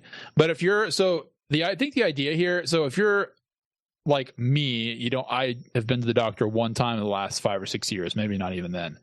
But if you're a person who has a managed condition like diabetes or, blood pressure issues or whatever, pain issue, or you're, an elderly person, and you want to do more regular checkups or whatever, then that would be a really ideal solution for you, right? Because you don't have to worry about the billing hassle. You pay your flat rate of, it probably comes out to like $2,000 or probably closer to $3,000 a year, and you're done. So unless you have to go to the hospital, that's all you got to worry about. See, we're in the doctor's office so rarely that it doesn't make sense for us. Right. I mean, we've got a catastrophic insurance plan. Yeah, anyways. it wouldn't make sense for us at this level.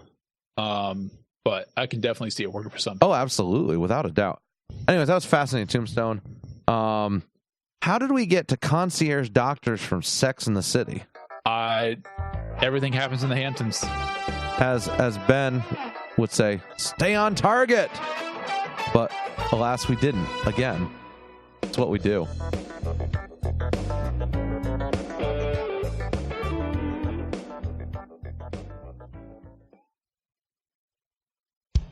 Must have been a bad batch around here because Floyd counties went crazy in the last 4 days. When I finally got down here to the house to look to see what happened, the door was standing wide open. It looked like he was packing up for a yard sale when he come out. He was lying, throwing his hands, saying stuff like, I didn't do it, you know how rogues do, and blaming on everybody else. He did pull a gun on me when I got back around the house because I guess he thought I was upset with him. Who steals a cheese grater? He's got the words, Lysol. He stole an empty bottle of spray. What got me the most was my soap. He stole my soap. Who steals soap? So I Tombstone, I know who would steal soap. He might have needed it after this week. So I did more research, Tombstone. Okay, so, hang on, real quick. Yeah. Between the two, if you had to go on a sailboat cruise, since John McAfee loves sailing, if you had to choose between Dennis Quaid and John McAfee, who would you go sailing with? Dennis Quaid? You mean Randy Quaid? Randy Quaid, pardon me. John McAfee, because the parties would be off the hook. You know what he said about whales? No, I don't. I don't know what he said about whales. I can't actually say it on the air. Oh, really? Well, then drop it in the text so I can see it because I got to see it. I'll drop it in the text. Okay, all right, go ahead. I'm waiting with bated breath. You get that as a fishing joke? Whales probably do have fishy breath because they live in the ocean. Anyways, so a couple weeks ago we talked about John McAfee, and John McAfee said he was in Cuba. Yeah, he said he was in Cuba, right? Something. And I literally cannot keep track. I have no idea what the man's doing. And from Cuba, he made the comment that the only reason why we haven't tried, the only reason why communism hasn't worked is because we haven't allowed it to work itself out, and we haven't allowed it to try. And I literally have no idea what he was smoking. Well, I have some ideas. Anyways, so John McAfee is on the run from the U.S. government. So everything started back, in 2007, 2009? I don't remember. A long time ago. Things that are hilarious and yet not least bit surprising at all. No, it's not. So he was a person of interest in a murder in Belize. Yeah, I don't think it's related government to that, government seized all his property and everything, and John McAfee kind of ran. Or I shouldn't say kind of ran, he did run. He escaped to Guatemala, got sent back to Belize, got sent to the U.S., ended up residing in Tennessee, floats around the world, not sure how he still has his passport. But anyways, he is now being charged, him, his wife, and 3 of his campaign people for his 2020 bid to be president of the United States. He is being pursued by the IRS due to a grand jury indictment for tax evasion. Which we may have actually talked about this last week on the show. I don't know. We may have talked about it. I wasn't there. I don't remember. You've actually given me a much better synopsis than trying to figure this out on the internet. He is currently on the lam running. So which is why we end up finding out that he's in Cuba. Right. And then we find out he's in Dominican Republic. Well, in the Dominican Republic, we find out that his boat got raided because someone sent an anonymous phone call in and got him arrested on gun charges because they thought he had guns on the ship, which he did.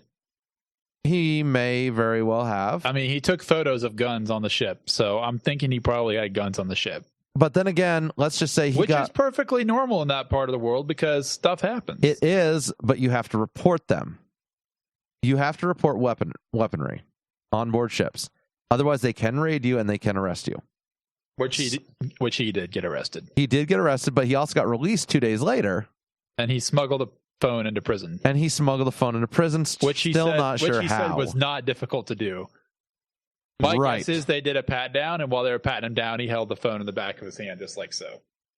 That's probably all he did. That's probably all he did. I mean, you have more experience with the prison system than I do.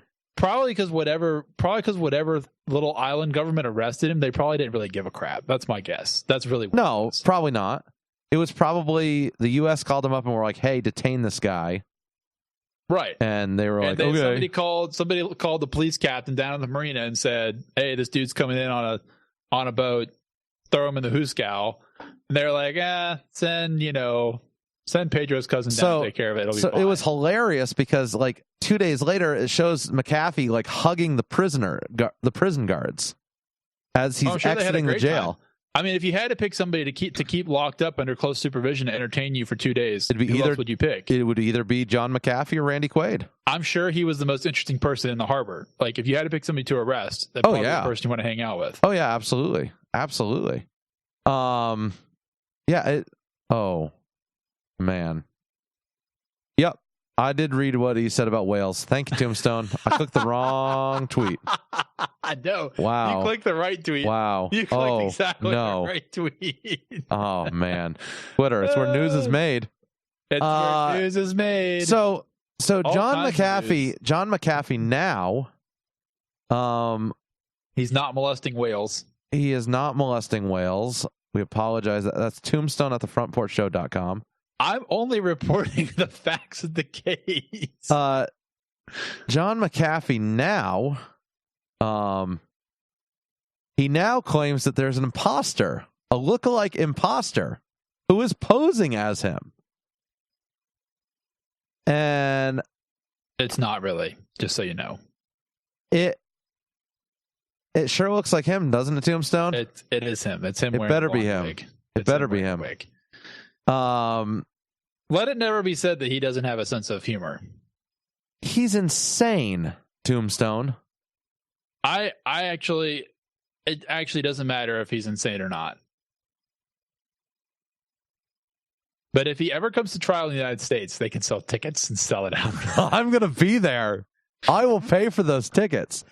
John McAfee is a riot. Okay.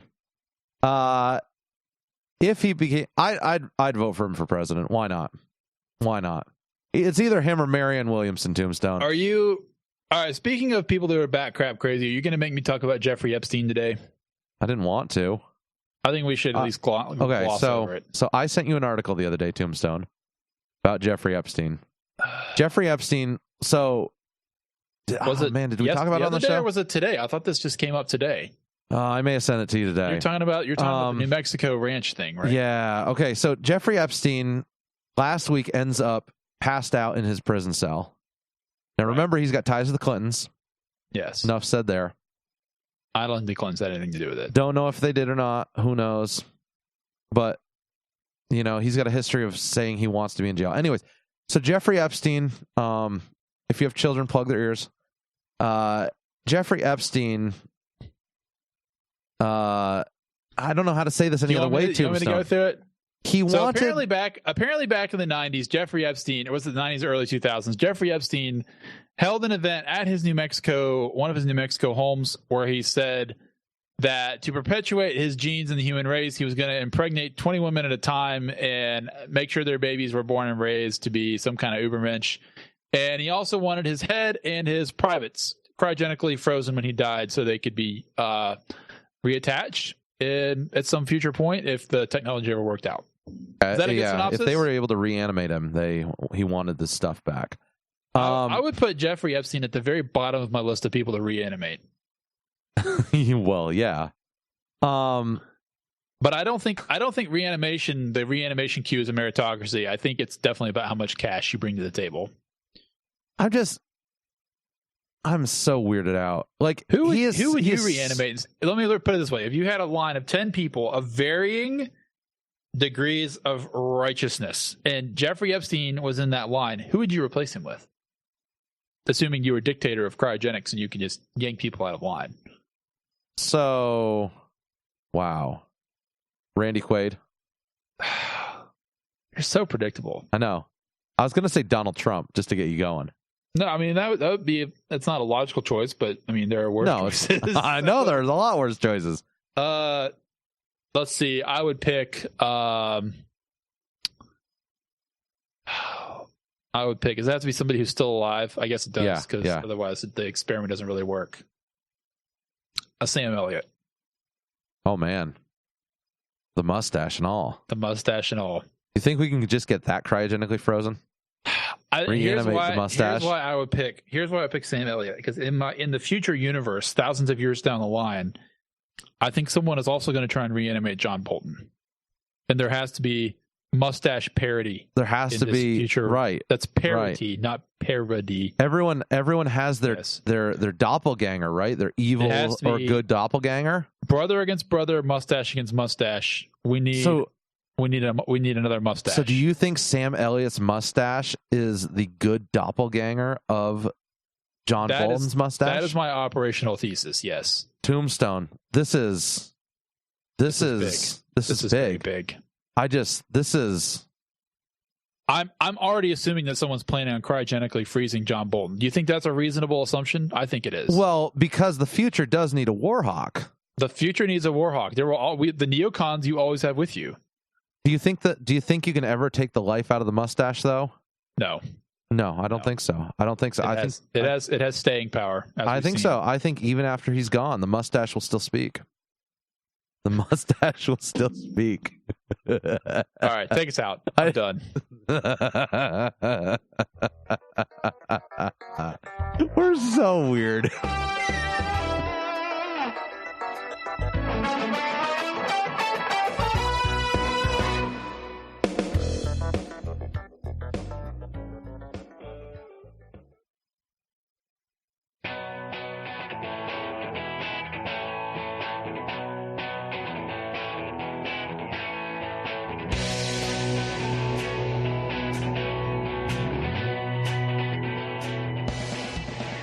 For example, the first thing that we make now, instead of a cuckoo clock, see, this is a poo-poo clock.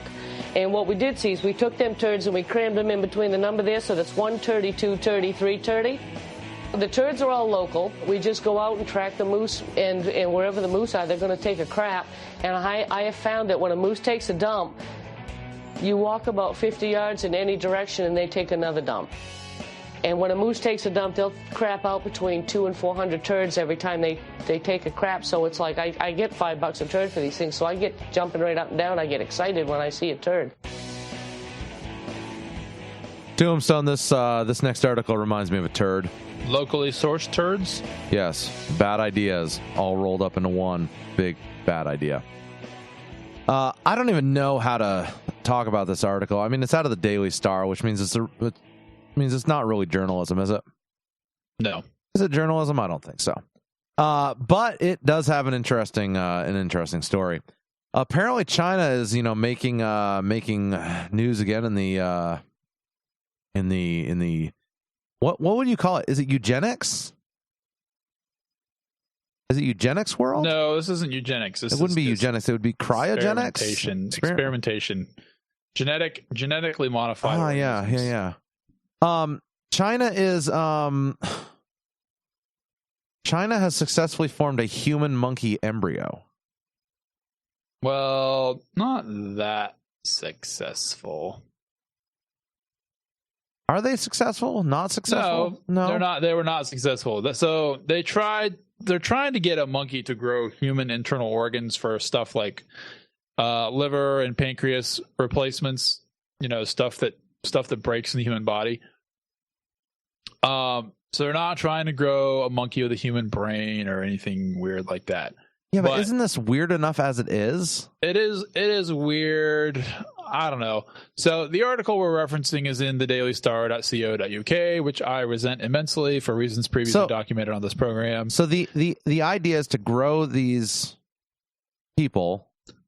So they only got one human cell for every 100,000 pig cells. So that's in that human pig hybrid. That's for the human pig hybrid. Okay. But still, man, that's one too many. I mean, it's one too many, Tombstone. I don't know. Yeah, but we keep playing with this voodoo science, man. They've actually been doing this for a while. Like, I remember reading when I was a kid, they were able to grow like a human ear off of a mouse. Yeah, but that's different. That's using stem cells and like sticking it to the mouse. I mean, I can deal with that. This is like pretty much the same thing here. Not really. This is like taking like literally the basic human cell and being like, hey, here's some monkey. So they haven't actually published what happened yet. I don't like it, man. I don't like it at all. Isn't this kind of what happened in Planet of the Apes? I mean, kind of. I'm reserving judgment. I'm waiting to see what happens. So let me pose this. Let me pose this. You build these human, bird, rat, whatever hybrid, right, things to grow hearts, eyes, and pancreases. Yep. I mean, let's talk about the ethics behind it, okay? That really weirds me out, man. As a guy who believes in a soul, I mean, it's disturbing. You know, I don't know how to rationalize it. Like, I mean, you're literally. I don't know. So you're growing these things with the intent of killing it in order to harvest it, right? Right. But it's not a human. It's not a people. But at what percentage does it become a person?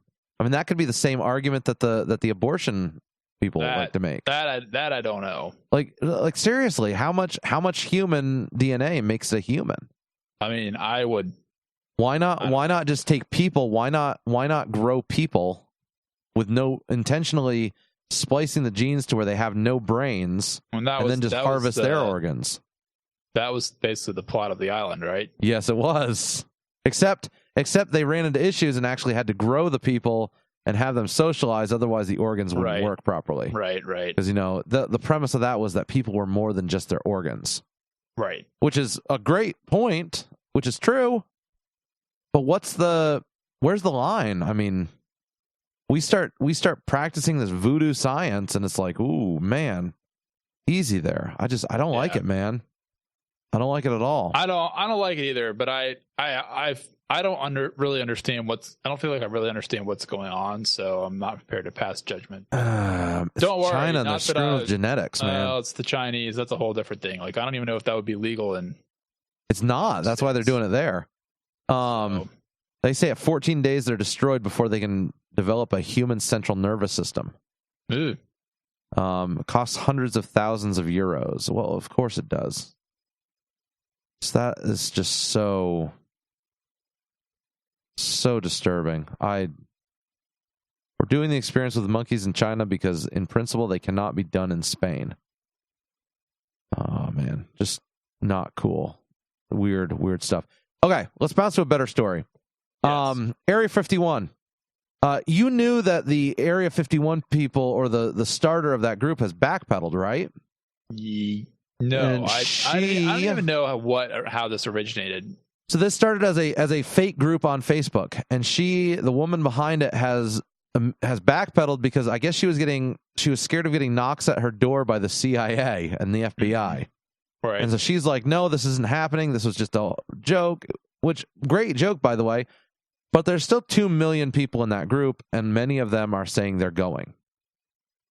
Which brings to us to the situation of Arby's. Why? What about Arby's? Well, Arby's has the meat.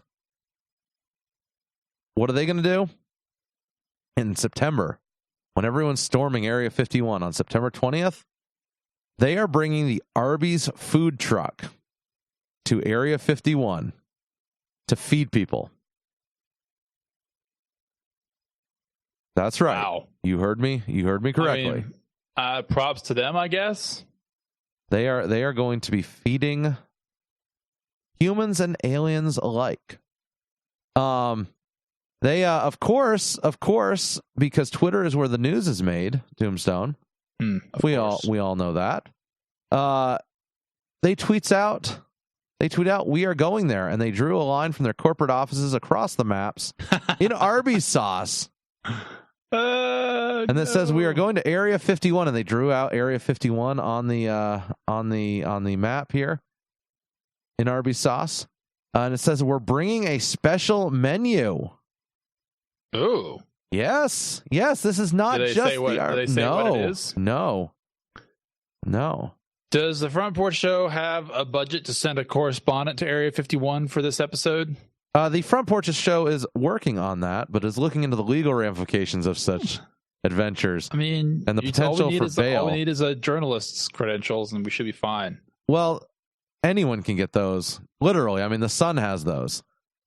So, indeed.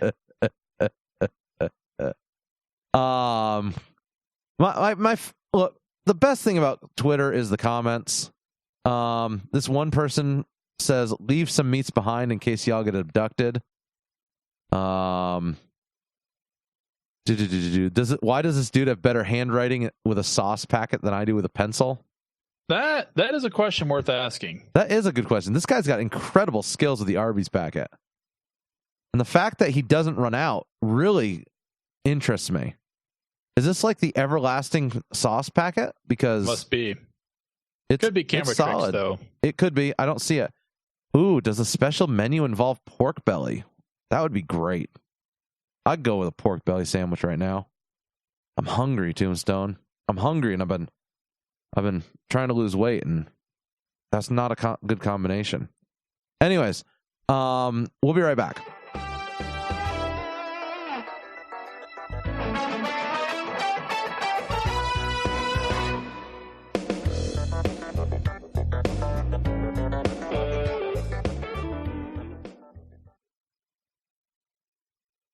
It was not always a given that the United States and America would have a close relationship. Hold on a sec. I'm going to get me a beer. It's Mr. McMillan. Would you like 30 seconds more? Allow me to introduce myself. The rent's too damn high. Thank you, Mr. McMillan. Always good to hear from you. Are we going to talk about Greta Thunberg? Well, of course. The last segment of the show is a segment where we get to everything that we haven't talked about yet. Yay! And Greta Thunberg is she a teenager? She's a teenager. She's 15 or 16. She's a climate change awareness activist. Person. He's an activist. So, for those of you not aware, Greta Thunberg is a very dour-looking, or it's pronounced dour. Did I mispronounce it? I've never heard the word in my entire life. D-O-U-R? Hang on. Yeah. I did. I got it wrong. It's dour, not dour. I've always heard it dour in my head. Anyways, she's a very dour-looking 15 or 16-year-old from Sweden. Every time you see her, mean? It means like the people in the American Gothic painting. Ah, interesting. Okay, so I got you. Exactly I see what it. I was talking about, didn't you? Yeah, man. I see it. I see it now. All right. Anyway, so she always looks vaguely grumpy whenever she's on television, which is a lot, by the way, and in the media in general. And why are we giving a 16-year-old? Why are we giving a 16-year-old platform on national television? I'm not totally clear. Look, Sweden is in the Eurozone, and as you know, I try not to judge. No, I actually do judge the Eurozone pretty hard. She's from the Eurozone. That's all really you need to know. I don't know why they do what they do over there. It leaves all of us in question. It leaves all of us in question. So this young lady, however, I'm sure you've heard many critiques, but she has ascended the ranks of climate activists, and she's basically famous. I don't know any other way to put it. She's famous now. She is. For being a climate activist who happens to be in Sweden and happens to be 15 or 16 years old. And I'm sure you've heard the many critiques of wealthy people who also consider themselves to be climate activists. Oh, so private jets around. That's my biggest issue with climate change. So Greta Thunberg is sticking it to you in particular, Aaron. She is not flying a private jet to a climate conference in New York. I want to say next month. She is instead, referring back to our previous segment, she is taking a completely eco-friendly yacht across the Atlantic. Wow. To get there. Wow. Yeah. Okay, so let's talk about this. Let's talk about this a little more. Okay. I mean, it's still lame. You've got an airplane. I guess. I mean, it sounds like wicked fun to me. I agree. We talked about that earlier in the episode. Yes. So she's flying, or she's not flying because flying releases too much greenhouse gases into the air. Okay. Yes. So instead, she's taking a sailboat. Okay. It will be basically a zero carbon voyage, except for the fact that she's going to be eating food along the way. Mm-hmm. So there's carbon in that food. But it'll probably be all vegan stuff, like the fact is at the grocery store. Oh yeah, probably. I mean, she won't be eating the lady from. Never mind. She won't be eating people. No. I hope not. Although if you eat a person who's a vegan, never mind. That doesn't. Is that meal carbon neutral? We have to ask the question. It might be carbon positive, actually, because you're removing a person from the carbon pollution chain. How did we get from climate change to cannibalism? It doesn't matter. Embrace Stay it. on target. So she's taking, but the boat is apparently all carbon fiber, and apparently carbon fiber is not that eco-friendly. Wait, hold on. Carbon fiber. Mm-hmm. If the boat is carbon fiber, yes, you're right, because there's carbon in the boat. But it's not the literal carbon in the boat that's promised. The manufacturing process. But the manufacturing process uses lots of epoxies and stuff. And apparently, it doesn't decompose. Like wood, like if you have a wooden sailboat, it's all eco-friendly because whenever it sinks to the bottom in a hurricane, it'll just go back to nature along with you. So ashes to ashes, dust to dust, 60-foot racing yacht. Yeah. Yeah, actually, like I said, it looks wicked fun. It looks mad. It looks kind of fun. The issue I've got with it is... And it probably won't take that long either. The issue I've got with it, though, is the fact that how much it cost to build. And the carbon it took to build. I mean, you know that was an invasive process to build this sucker. I don't. What even goes into carbon fiber? I don't know. Besides carbon, carbon mining? fiber is it nuts. A coal? Is it a coal byproduct? Like what is it? I don't know exactly how they do it. But yeah, I'm consulting the Oracle of Google. Yeah, please. So this is a $10 million sailboat made by carbon fiber, which is in turn made by petroleum. Thank you, oil. Byproduct. Okay, Thank you, oil. That is a tweet. I did guess a fossil fuel, just not the right fossil fuel. That's a tweet from Blue Eyed Sun. There you go. That's excellent. Here we go. CO2 is not a pollutant; it's a trace gas that is plant food that they turn into oxygen for the plant to survive. You exhale 40,000 parts per million. Time lapse of 2 plants growing in stats. Yeah, that's interesting. That is true, though. CO2 no, it is. It is. It's plants love it. Tombstone. Yes. Why are we listening to a 16-year-old tell us what to do? Aaron, I don't know. Do you remember? See, but why do we listen to Ben Carson? Why do we listen to Charlie Kirk? Why do we listen to Candace Owens? It's because it's the performative nature of politics. No, you're right. You're right. I mean, you're right. I don't know why I doubt you, Tombstone. I love how I just threw half the Republican Party on the bus. But no, you're right. You're right, though. This is a performative. It's a performative business. If you can be if you can be that person that someone clings on to, you're gonna make waves. So, as much as all the politics around the so-called climate change issue bug me, Greta Thunberg does not really bother me, except to the point that she's a figurehead. And hopefully she'll have very comfortable climate change related sinecures for her foreseeable life. And that's, good for her. As long as they keep her in sailboats, I'm sure she'll be happy. I want to know if she's going on her own. No, she's going with a crew. I also want to know, and they are monitoring ocean temperatures as they sail. Okay. Hold on here. The boat has a bunch of expensive electronics for doing sciencey She is going to the New York meeting. Okay. Yes. Does it say when it is? She is going to this is September 23rd, so after Area 51 gets invaded. So my bet is that issue there. My bet is that the climate change summit does not happen because America is an upheaval at the reports that we get from Area 51. That would be wild if true. I know. It'd be amazing. You heard it here first on the Front Porch show, folks. You heard it here first. So she's traveling to New York City, right? By boat. Yes. She's then going to travel down to Chile. Now, even on this show, we mentioned the Darien Gap, Tombstone. Mm-hmm. How is she going to get across the Darien Gap? Is she hiking it? Presumably she's going to go through the Panama Canal. On the boat. Oh, so she's actually taking the boat down to Chile. I assume she's going to the Galapagos Islands. Interesting. That's where everybody goes down there. So is that what she's doing? I have no idea. I'm just making an educated guess. If I had a yacht and I was going to go to Chile, I would be going to the Galapagos Islands. But if she doesn't have the yacht, then she'll probably be flying. Well, that's my question. I mean, is she parking it there? Is she parking it in New York City, or is she? Interesting. So she will have a crew. The crew will be taking her. Skipper Herman. Herman is the guy's name who's taking her. Man, so weird. So absolutely weird. I want to bounce to interesting story out of California. Trump cannot appear on the primary ballot unless he releases his tax returns. Oh my goodness.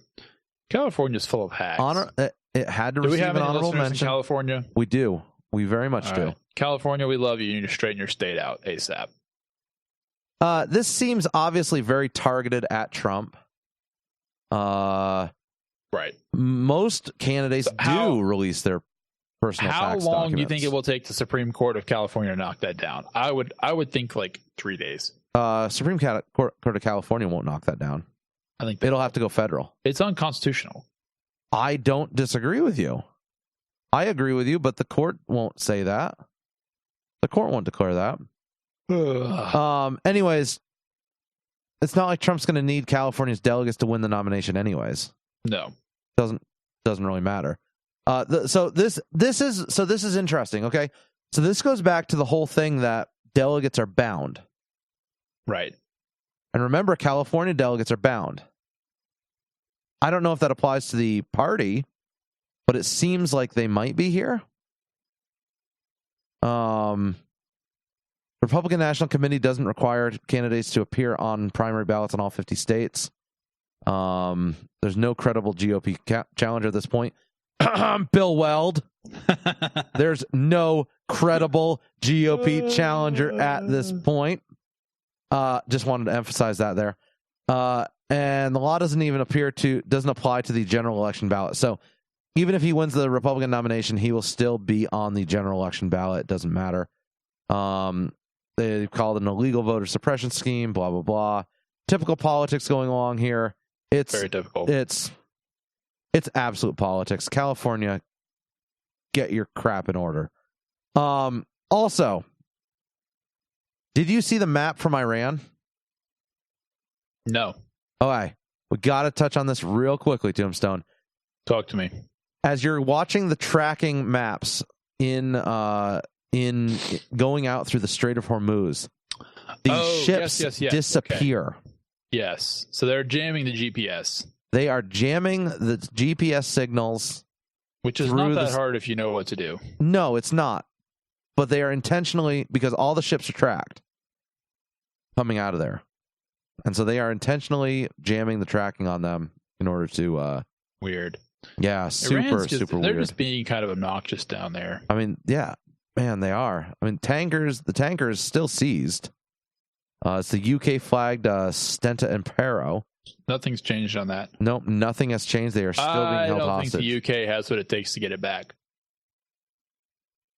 But with the help of Boris Johnson, will they? I think you mean with the help of John Bolton's mustache. War, Tombstone, war. I hope not. I really hope not. We need to go to Iran and we need to free the boys on the ship. You with UK with us or not? That's what we're going to do. War, Tombstone, war. Take us out. Check us out on thefrontporchshow.com, www.thefrontporchshow.com again. Check us out on Spotify, iTunes, iHeartRadio, Stitcher, Google Podcasts, all those popular podcasting and internet radio sites. We are there. We are happy, and we are there for your listening pleasure. Also, Facebook, Twitter, Instagram, all those fun places. Guys, we'll catch you next time. Later.